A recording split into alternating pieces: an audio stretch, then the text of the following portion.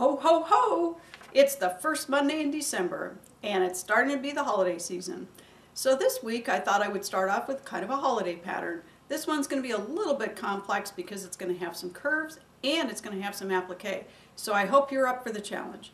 This is Penny Hallgren from quiltblocklibrary.com, and today I'm going to show you how to sew together a block called bells. Pretty simple, 4 little bells, but we got some work ahead of us. So let's get started.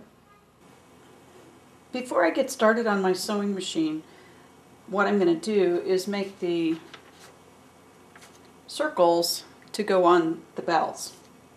And I decided that the easiest way to do this is to make little yo-yos. And a yo-yo is just simply a little circle that you make, and they're pretty easy to make, but it's the most kind of reliable way to make a circle, or maybe the easiest. So the thing I'm going to do is start with a square piece of fabric, and I'm going to fold it in quarters. And then I'm going to start in one corner and just trim a quarter circle. And I just eyeball this. You can mark it if you want. And then open it up. And you can see mine has kind of points on 2 ends. So I'm just going to trim those off.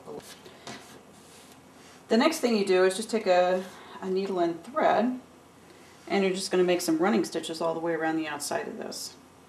And your running stitches are going to be fairly close to the edge, the raw edge. And I tend to make them fairly short, because the shorter your stitches are, the tighter you're going to be able to make your circle. Now I'm back at the beginning. I've got this stitched all the way around the outside.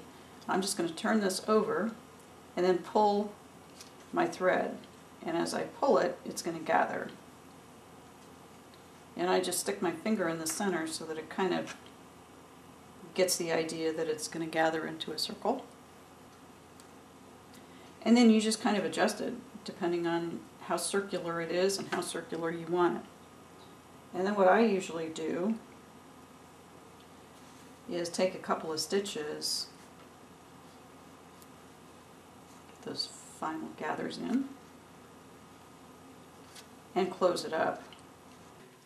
Now I've got my piece that's going to be the center of the bell, and I've got my little yo-yo, and I'm just going to take a dab of glue, and this is just regular Office Depot tacky glue, and just put a little spot of glue on it, and then I just put it down on my piece where I want to sew it down. And then I'm going to take my same thread, and I'm just going to hand stitch the bell clapper onto the inside here using a blind stitch.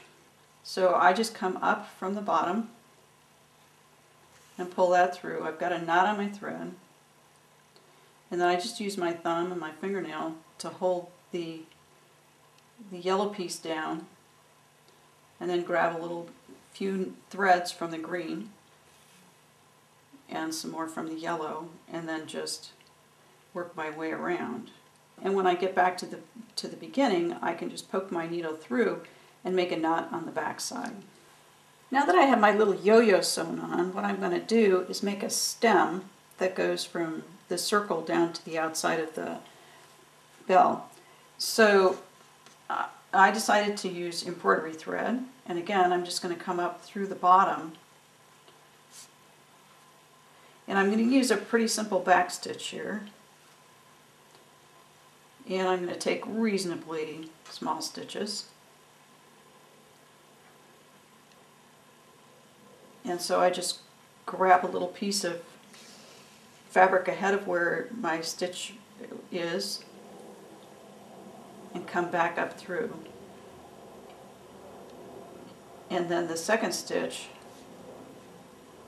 I'm going to go to where the first stitch came up, or came down.